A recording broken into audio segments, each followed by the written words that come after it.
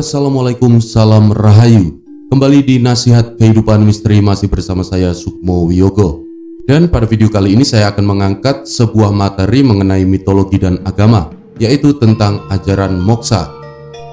Langsung saja untuk menyingkat waktu, kita masuk ke pokok pembahasan dari ajaran moksa ini.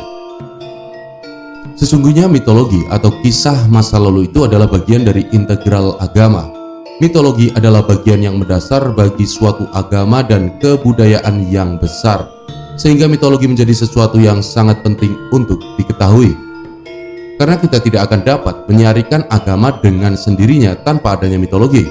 Setiap pemahaman membutuhkan penjelasan yang sangat luas, dan salah satunya dengan mempelajari mitologi yang berkembang di dalam kehidupan masyarakat, yaitu tradisi, seni, dan budaya.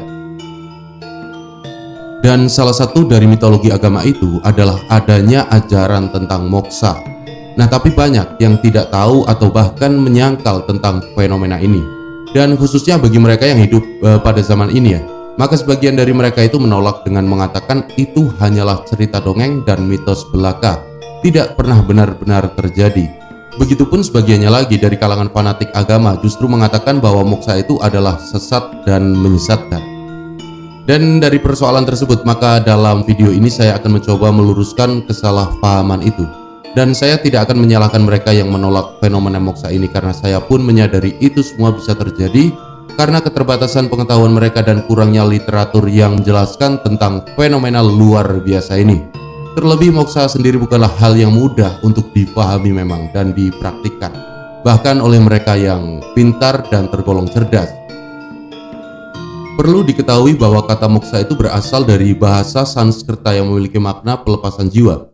Dan selain itu dalam tradisi Jawa, kata moksa juga bisa diartikan sebagai pencarian, pembebasan, atau juga perpindahan diri seseorang dari suatu tempat ke tempat yang lainnya.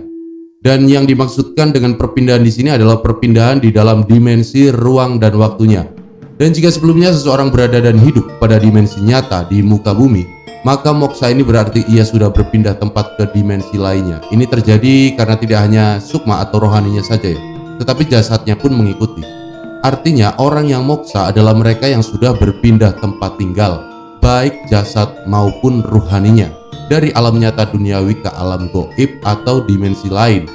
Akan tetapi di sini mereka tidak bisa disamakan dengan wafat, karena wafatnya seseorang merupakan satu fenomena yang lain lagi. Lalu muncullah pertanyaan, mengapa seseorang melakukan moksa? Nah, jawaban dari pertanyaan tersebut adalah bahwa saat seseorang sudah menguasai ilmu kesaktian tingkat tinggi, maka pada akhirnya ia harus menyatu dengan alam semesta. Artinya, memang sudah menjadi ketentuannya bahwa bila seseorang sudah mencapai derajat keilmuan yang tinggi, maka ia sebaiknya moksa. Tapi di sini tetaplah hanya atas dasar keinginan sendiri, tidak bisa dipaksakan. Karena sesuatu yang dipaksa atau terpaksa tidak akan membuahkan hasil yang baik bagi siapapun, karena justru bisa mencelakakan dirinya saja. Dan pertanyaan lainnya adalah bagaimana moksa itu bisa terjadi pada seseorang? Moksa ini bukanlah hal yang sepele dan mudah untuk dipraktekkan oleh semua orang.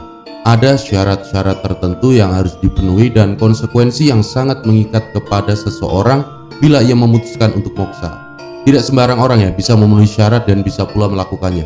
Ibaratnya seorang murid, maka ia harus melakukan jenjang pendidikan yang ada dulu, dari mulai TK, SD, SMP, SMA, dan universitas.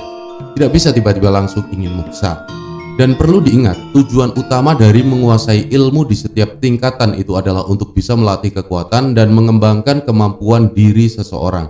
Karena ia haruslah kuat dan mampu secara jasmani maupun rohani ya, di dalam menghadapi segala tantangan yang lebih berat di masa yang akan datang. Dan dengan berlatih jurus bela diri misalnya, maka seseorang sesungguhnya juga sedang melatih konsentrasi dan kepekaan batin. Dan ini sangat dibutuhkan pada saat ia ingin menaikkan tingkat keilmuannya, bahkan termasuk hal yang paling utama untuk bisa moksa. Nah, untuk itulah, karena pentingnya arti dari moksa ini, maka di dalam ajaran Hindu, khususnya di tanah Jawa dan Bali, bahkan menjadi tahapan terakhir yang sebaiknya dilalui oleh seseorang dalam hidupnya. Yang lain bahkan mengatakan wajib. Namun tentunya dengan melalui beberapa tahapan dengan lancar dan sukses. Adapun tahapan tersebut, yang pertama Brahmacharya, tahap seseorang yang sedang mencari ilmu. Dalam tahap ini merupakan satu tingkatan masa hidup untuk mendapatkan berbagai ilmu pengetahuan dengan cara berguru. Nah, di sini tentu berkaitan erat pula dengan mendidik diri untuk bisa mencapai kesempurnaan pribadi. Jadi pada tahapan ini artinya setiap orang itu harus menuntut ilmu demi kehidupan yang lebih baik. Mulai dari ilmu yang bersifat jasmani, ilmiah, sastra, bela diri, dan lain-lain, hingga yang terkait dengan urusan rohaninya. Lalu tahap yang kedua adalah grahasta, tahap seseorang yang membangun rumah tangga. Tahap ini adalah tingkat hidup pada masa berumah tangga. Grahasta berasal dari kata graha yang berarti rumah tangga dan sta yang berarti berdiri atau membina. Jadi grahasta dapat diartikan sebagai masa membina rumah tangga. Dan pada masa grahasta ini maka yang menjadi prioritas tujuan hidup adalah mencari harta benda dan memenuhi kebutuhan hidup, termasuk menghasilkan keturunan yang tentunya berdasarkan kebenaran. Sementara kewajiban yang harus ditunaikan pada masa ini adalah dengan bekerja mencari nafkah secara halal tentunya, dan menjadi pemimpin keluarga dan anggota keluarga yang bertanggung jawab, serta menjadi anggota masyarakat yang baik dan penuh kebersamaan. Nah, untuk itulah di sini berarti setiap orang itu, khususnya laki-laki, haruslah punya pekerjaan yang mapan dan penghasilan yang cukup sebelum ia membina rumah tangga. Karena hal itu menjadi salah satu yang utama demi keharmonisan hidupnya nanti. Dan semuanya itu bisa terwujud hanya jika sebelumnya ia sudah membekali dirinya dengan banyak ilmu pengetahuan melalui belajar kepada seorang guru atau di sekolah. Lalu tahapan yang ketiga adalah wanaprastha, tahap seseorang yang menjadi pertapa atau telah meninggalkan kesibukan duniawi. Tahap ini adalah tingkatan hidup manusia pada masa persiapan untuk melepaskan diri dari ikatan keduniawian. Wanaprastha berarti mengasingkan diri ke suatu tempat, yaitu seperti hutan, gunung, dan lembah yang jauh dari keramaian kota. Dan jadi di sini berarti seseorang tidak lagi berurusan dengan pangkat, jabatan, dan harta benda duniawi. Jika sebelumnya ia punya jabatan, kedudukan, atau harta benda yang berlimpah, maka di tingkatan ini semuanya itu sudah ia tinggalkan. Ia hanya fokus pada hal-hal yang bersifat kemanusiaan dan ketuhanan saja. Dan pada masa ini seseorang juga mulai secara bertahap melepaskan diri dari belenggu duniawi dan lebih mendekatkan dirinya kepada Tuhan. Karena tujuan hidup pada masa ini adalah persiapan mental dan fisik untuk bisa moksa. Dan untuk itulah di tingkatan ini biasanya seseorang akan disebut dengan resi. Dan lalu tahapan yang keempat adalah sannyasin atau biksuka, tahap seseorang yang telah mencapai kesempurnaan hidup hingga pada akhirnya moksa. Nah, tahap terakhir ini berada di atas tahap wanaprastha, karena seseorang sudah tidak lagi berurusan dengan keduniawian. Ia hanya berfokus pada urusan yang berkaitan dengan alam tinggi atau ketuhanan saja. Namun jika ada urusan duniawi yang ia kerjakan, itu karena ia memang harus sedikit terlibat demi kemaslahatan orang banyak. Dan pada masa ini, seseorang merasa sudah tidak memiliki apa-apa dan tidak terikat sama sekali dengan materi. Ia juga selalu berusaha untuk mendekatkan diri kepada Tuhan. Karena itulah di tingkatan ini biasanya seseorang akan disebut dengan siddharsi, maharsi, atau brahmarsi. Nah, keempat tingkatan tersebut disebut catur asrama. Semuanya itu dahulu dipegang erat dan ditanamkan di dalam sanubari orang-orang yang hidup di tanah Jawa, Sumatera, Bali, dan Kalimantan. Satu persatu berusaha mereka terapkan dalam kehidupannya sehari-hari, hingga pada akhirnya bisa menimbulkan banyak kebaikan dan kegemilangan tentunya. Mereka bahkan mampu mencapai peradaban yang sangat tinggi yang bahkan tidak bisa dicapai oleh banyak bangsa besar di dunia. Dan jadi tingkatan ilmu atau kesaktian yang ada itu semuanya hanya untuk bisa meningkatkan daya kemampuan diri yang bersangkutan. Dan setelah seseorang bisa melalui tahapan-tahapannya dengan benar dan sukses, maka ia baru bisa melakukan moksa. Karena hanya dengan begitulah ia baru akan mampu memenuhi syarat dan menunaikan tata cara moksa yang sungguhlah tidak mudah memang.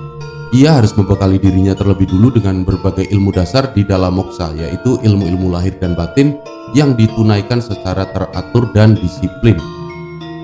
Oleh sebab itu di masa lalu di tanah Jawa terdapat satu ajaran agama yang disebut Sawasiddhanta, dan agama ini asli dari Jawa dan menitik beratkan tentang pengetahuan spiritual yang tinggi, yaitu cara-cara untuk bisa moksa atau melepaskan jiwa melalui semedi atau meditasi. Lalu untuk bisa mencapai hal tersebut, maka seseorang harus membekali dirinya dengan pengetahuan tentang zat atau kenyataan tertinggi serta tentang bagaimana bisa menemukannya. Dan bagi ajaran Sawasiddhanta, maka zat tertinggi tersebut mempunyai 3 tatwa atau hakikat. Yang pertama Siwa Tatwa, yang kedua Sadasiwa Tatwa, yang ketiga Sakalo Tatwa. Dan jadi orang Jawa di masa lalu tidak pernah menyembah selain kepada Tuhan yang Maha Agung. Meskipun ia adalah seorang dewa, batara, atau sang hyang sekalipun, semua itu tetaplah mereka anggap sebagai makhluk yang diciptakan oleh Tuhan dan tentunya tidak layak untuk disembah sebagaimana zat yang maha kuasa sendiri. Tuhanlah yang orang Jawa yakini dan mereka sembah, yang telah mereka pahami sebagaimana yang terdapat dalam ajaran agama Saiwa Siddhanta tersebut. Karena itulah ketika ajaran Hindu, Buddha, Nasrani, Konghucu, dan Islam masuk ke tanah Jawa, maka tidak serta-merta ditolak. Itu bisa terjadi karena pada prinsipnya agama-agama yang datang dari India, Cina, dan Timur Tengah itu memiliki beberapa kesamaan, terutama tentang pengakuan terhadap adanya Tuhan yang Maha Pencipta.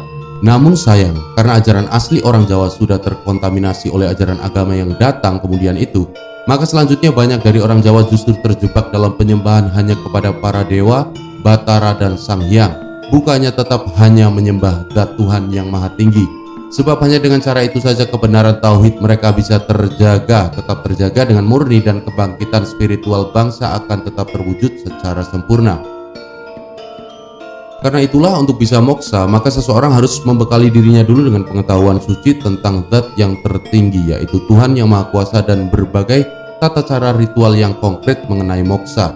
Ini berkaitan erat ya dengan aspek yang mempermasalahkan sikap tubuh, menampakkan diri pada kata kunci sila atau aturan dasar, dan perilaku batin yang tulus ikhlas. Dan untuk bisa moksa, maka tiada pilihan lain bagi seseorang kecuali ia harus melatih dirinya dengan banyak meditasi dan olah batin lainnya. Jadi sebelum seseorang bisa moksa, maka ia harus menguasai berbagai ilmu yang dimulai dari tingkatan kanuragan hingga ke tingkat kasapuhan, atau lebih baiknya lagi sampai di tingkat kasampurnan. Dan selain itu, ada satu cara yang juga merupakan satu di antara cara dalam menempa diri. Cara itu disebut dengan membersihkan aliran cakra dengan membangkitkan kundalini. Lalu apa itu kundalini? Nah, kundalini itu berasal dari bahasa Sanskerta yang berarti lingkaran atau gulungan. Dan kundalini adalah suatu kekuatan yang luar biasa yang dimiliki setiap orang yang letaknya itu di perineum, yaitu di antara anus dan kemaluan. Dalam keadaan tertidur, kundalini itu berbentuk sebuah gulungan 3,5 lingkaran di bawah tulang ekor.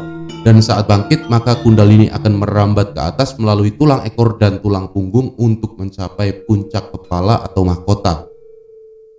Dan saat merambah ke atas, kundalini akan melakukan pembersihan dari seluruh hambatan dan karma, yaitu akibat dari setiap interaksi dalam bentuk perbuatan ataupun pemikiran, termasuk yang berasal dari kehidupan di masa lalu ya. Dan apabila kundalini mencapai sebuah pusat energi eterik atau cakra, nah cakra tersebut akan terbuka dan kemampuan psikis dari cakra tersebut mulai aktif. Proses kebangkitan kundalini ini bisa dikatakan sempurna setelah kundalini dapat membuka cakra mahkota. Sehingga jika ini bisa diteruskan, maka yang bersangkutan dapat mencapai pencerahan. Nah, perlu diketahui pula bahwa cakra berasal dari kata Sanskerta untuk roda atau berpaling. Dan dalam beberapa tradisi dan sistem kepercayaan lainnya, cakra ini merupakan pusat prana atau akar kehidupan, kekuatan hidup atau energi vital. Dan cakra akan sesuai dengan titik-titik penting dalam tubuh fisik, yaitu plexus utama arteri, vena, dan saraf. Karena itulah membersihkan aliran cakra dan mengaktifkannya menjadi hal yang penting bagi kehidupan seseorang, khususnya demi kesehatan dan kekuatannya. Jadi pada saat seseorang membangkitkan kundalininya, itu artinya ia juga telah membuka satu persatu pintu cakra yang terdapat di dalam dirinya. Dan dengan bangkitnya kundalini, maka energi dari kundalini akan dapat dipergunakan untuk membersihkan jalur energi dan cakra-cakra secara menyeluruh. Dengan pembersihan yang maksimal pada jalur energi dan cakra-cakra, maka tubuh seseorang akan menjadi lebih bersih, sehat jasmani dan rohani. Emosinya akan lebih terkontrol, kesadarannya akan terus meningkat, dan hubungan kepada Tuhan akan jauh lebih baik atau dalam artian khusyuk. Namun pada saat inti kundalini mencapai cakra mahkota, energi inti yang naik masih kecil sekali sehingga energi kundalini yang dapat digunakan itu masih lemah ya. Meskipun energi kundalini yang dapat dipergunakan itu masih lemah, namun dapat membantu sedikit menyempurnakan kemampuan supranatural bagi orang-orang yang sudah mempunyai kemampuan tersebut. Bagi yang belum mempunyai kemampuan tersebut, ia harus melatihnya jika mempunyai keinginan untuk memilikinya. Dan kemampuan kewaskitaan atau mata ketiga, mata batin, tidak tergantung dari kundalini, tetapi berasal dari latihan atau kekuatan batin sendiri. Untuk itulah kemampuan dalam supranatural bermacam-macam dan harus dilatih satu persatu dengan objek meditasi yang berbeda sesuai dengan kemampuan supranatural yang diinginkan. Terbang di udara, jalan di atas air, masuk ke bumi, hidup di dalam air, mengubah wujud, kemampuan mencipta, telepati, dan lain sebagainya. Dan hanya saja jika kundalini seseorang sudah pada tingkat sempurna, maka pelatihan untuk kemampuan supranatural apa saja akan menjadi sangat mudah.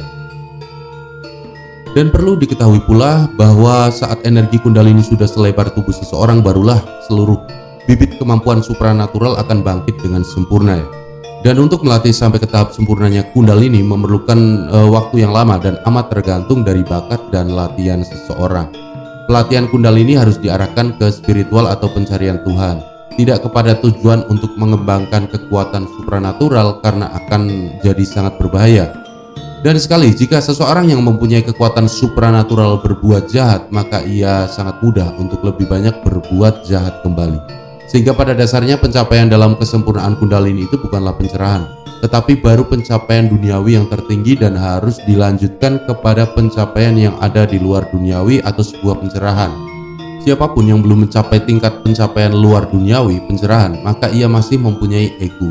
Jadi tidak benar bahwa jika inti kundalini seseorang sudah mencapai cakra mahkota, maka ia pun telah mencapai pencerahan. Karena itu bahkan masih awalnya saja.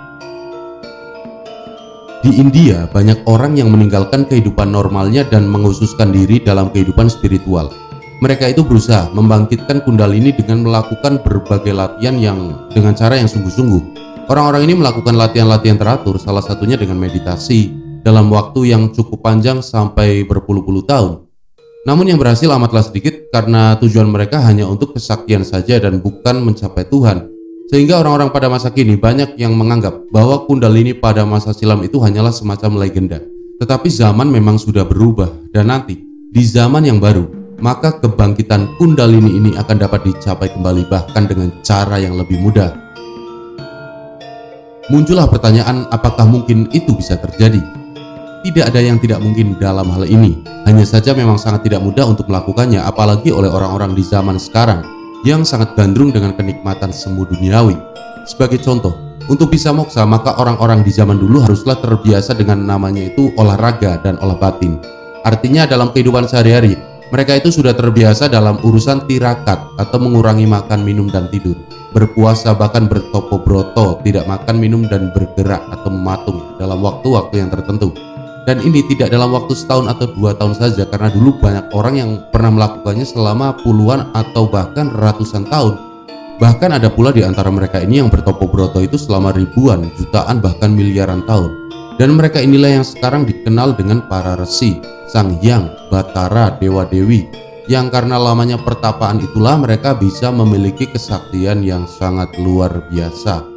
Dan lalu dengan kemampuan yang luar biasa itu, maka tidak perlu heran bila nenek moyang bangsa Nusantara itu dulunya pernah membangun peradaban yang besar. Salah satunya yang dikenal kini dengan bangsa Atlantis. Bahkan oleh sebab kesaktian yang luar biasa itu, maka nenek moyang bangsa Nusantara pada akhirnya justru disembah-sembah oleh banyak manusia. Ini khususnya bangsa di belahan bumi lainnya seperti Yunani, Norwegia, India, Mesir, Persia, Cina, Amerika, dan masih banyak yang lainnya. Ini layaknya Tuhan sendiri. Lalu muncullah pertanyaan kembali, lantas apa lagi yang terjadi bagi mereka yang moksa itu? Nah, pada dimensi yang ketiga, seseorang yang tadinya moksa lalu diberikan pilihan untuk tetap tinggal di sana atau berpindah ke dimensi lainnya. Tentunya semua itu dengan beberapa syarat dan harus berdasarkan kemampuan diri dari yang bersangkutan. Semakin sakti, maka ia pun bisa menjelajahi lebih banyak lapisan dimensi, bahkan sampai yang ke-56. Selain itu, apa saja yang mereka lakukan di sana? Nah, sebelumnya perlu diketahui bahwa kehidupan pada dimensi ketiga atau yang lainnya itu pada dasarnya hampir sama dengan yang ada di atas muka bumi ini. Ada padang rumput, hutan, gunung, air terjun, sungai, danau, lautan, langit, awan, hujan, dan sebagainya. Semuanya tidak jauh berbeda dengan yang ada di alam nyata duniawi. Hanya saja di sana wilayahnya jauh lebih luas dan kondisinya terasa lebih indah dan menyenangkan. Bahkan ada beberapa dimensi yang kondisinya tidak bisa lagi dibandingkan dengan kondisi di bumi pada saat ini karena memang sangat berbeda saking indahnya. Dan lalu apakah hanya itu saja yang mereka lakukan? Tentu tidak, karena selain beraktivitas di sana, terkadang mereka mengambil bagian di dalam urusan dunia nyata. Ini biasanya untuk membantu manusia yang masih hidup di dunia nyata saat mereka sedang kesulitan, khususnya jika itu dialami oleh keturunan mereka. Lalu ada pertanyaan, jadi orang yang moksa ini berarti tidak pernah mati? bisa dikatakan demikian. Tapi di sini perlu difahami juga bahwa orang yang moksa itu bukan berarti ia akan hidup selamanya. Mereka hanya tidak mengalami kematian sebagaimana umumnya manusia di dunia. Mereka tidak pula didatangi oleh malaikat pencabut nyawa untuk diambil nyawanya, namun mereka ini tetap akan mati di suatu saat nanti. Hanya saja waktunya tidak sekarang, melainkan nanti bersamaan dengan datangnya hari kiamat, saat dimana semua makhluk yang ada di alam semesta ini dihancurkan dan binasa. Jika begitu, maka orang yang moksa ini bisa diartikan sebagai sosok yang umurnya ditangguhkan. Benar, mereka yang moksa ini adalah pribadi yang telah ditangguhkan umurnya hingga datangnya hari kiamat. Begitulah kehendak Tuhan, dan ini tidak berlaku bagi semua makhluk yang ada di muka bumi, karena hanya khusus untuk kalangan yang sudah tahu rahasianya dan mampu melakukannya saja, yang orang sekarang menyebutnya dengan istilah mengetahui rahasia kehidupan abadi. Saudara-saudara nasihat kehidupan misteri, banyak hal yang telah menjadi rahasia di dunia ini, di muka bumi. Bahkan saat ini banyak hal yang telah menjadi bagian dari mitos dan dianggap tidak terpisahkan dengan khayalan. Padahal banyak di antara mitos ataupun legenda itu berawal dari sebuah fakta pada masa lalu. Namun karena lamanya waktu yang terlalui, maka perlahan ia menjadi legenda lalu mitos dan khayalan. Untuk itulah semua yang mitos maupun legenda menurut anggapan orang pada zaman sekarang perlahan-lahan akan muncul kembali di tengah-tengah kehidupan kita. Semua itu terjadi sebagai pertanda bahwa perang kosmik akan segera terjadi di akhir zaman ini untuk mengawali kedatangan zaman yang baru dan gemilang tentunya. Lalu dari semua penjelasan tersebut, maka dapat disimpulkan bahwa moksa itu adalah bagian dari mitologi agama. Karena moksa sendiri adalah salah satu karunia terbesar dari Tuhan yang Maha Kuasa kepada umat manusia, agar ia bisa menjalani kehidupan lain pada dimensi yang lainnya, di mana di sana sudah tidak lagi terikat dengan ketuaan dan kematian kecuali kiamat. Tetapi dalam hal ini, ia tidak pernah dipaksakan dan tidak pula mudah untuk ditunaikan, karena moksa sendiri hanyalah sebagai satu pilihan yang bisa diambil oleh seseorang dalam hidupnya, sehingga lebih baik untuk tidak diwajibkan bagi siapapun, khususnya pada masa kini. Tapi bagi yang mau dan mampu, silakan saja, karena itu adalah pilihan hidup pribadi. Sungguh tidak mudah untuk moksa dan tidak semua orang bisa berhasil melakukannya. Ia hanya diperuntukkan bagi mereka yang sebelumnya telah melakukan latihan yang sangat keras, baik raga maupun batinnya. Tujuannya tiada lagi selain hanya untuk mendapatkan ketenangan dan kebahagiaan yang sejati. Maka dari itulah orang-orang yang mulia, yaitu para nabi dan rasul, meskipun mereka tahu namun tidak pernah mengajarkan secara luas tentang hal ini kepada umatnya. Mereka berbuat seperti itu karena khawatir bisa memberatkan dan menyengsarakan umatnya saja, terutama bagi yang lemah fisiknya. Terlebih dalam hal ini, sesungguhnya moksa sendiri bukanlah satu-satunya cara untuk mendapatkan ketenangan yang sejati atau pencerahan. Ada cara lainnya yang lebih mudah dan termaktub di dalam ajaran Tuhan, yaitu mengamalkan ajaran agama yang ada di dalam kitab suci para rasul terdahulu, dan tentunya Al-Quran dan Sunnah dengan benar dan bersungguh-sungguh. Dan perlu diingat pula saudara-saudara nasihat kehidupan misteri, bahwa apa tujuan sebenarnya dari usaha menguasai ilmu atau bahkan moksa itu? Apakah tujuan dalam melatih diri itu hanya untuk mencari kekuatan supranatural atau mencari Tuhan? Jika seseorang hanya sekedar mencari kekuatan supranatural, maka ia akan mendapatkannya dan selesailah sampai di situ saja. Namun jika tujuannya adalah untuk mencari Tuhan, maka ia akan mendapatkan Tuhan. Dan ketika ia bisa mendapatkan Tuhannya, maka sesungguhnya ia telah mendapatkan segalanya dalam kehidupan ini, bahkan tanpa harus moksa. Sehingga janganlah menyia-nyiakan waktu hanya untuk sekedar melatih kemampuan-kemampuan supranatural yang pada akhirnya hanya untuk memperbesar ego dan menambahkan sifat keduniawian semata. Boleh saja mengasah kemampuan diri lahir dan batin, dan itu sangat baik bagi kehidupan kita. Tetapi carilah Tuhan, karena itulah yang utama, dan hanya dengan itu pula siapapun bisa mendapatkan ketenangan dan kebahagiaan yang sejati, atau dalam artian pencerahan. Inilah prinsip yang sejalan dengan hakikat dari moksa, yaitu pelepasan jiwa itu sendiri, atau jiwa yang telah merdeka dan bebas dari belenggu duniawi, yang pada akhirnya bisa kembali kepada Tuhan dengan selamat. Dan semoga kita senantiasa ditunjukkan kepada jalan yang lurus yang menuju kepada Tuhan yang Maha Esa dengan benar dan diridhoi. Matur sembah nuwun, terima kasih saudara-saudara nasihat kehidupan misteri telah menyimak. Dan jangan lupa untuk bisa meninggalkan like dan jejak-jejak di kolom komentar. Sampai berjumpa pada video selanjutnya. Saya Sukmo Yogo. Wassalamualaikum. Salam Rahayu.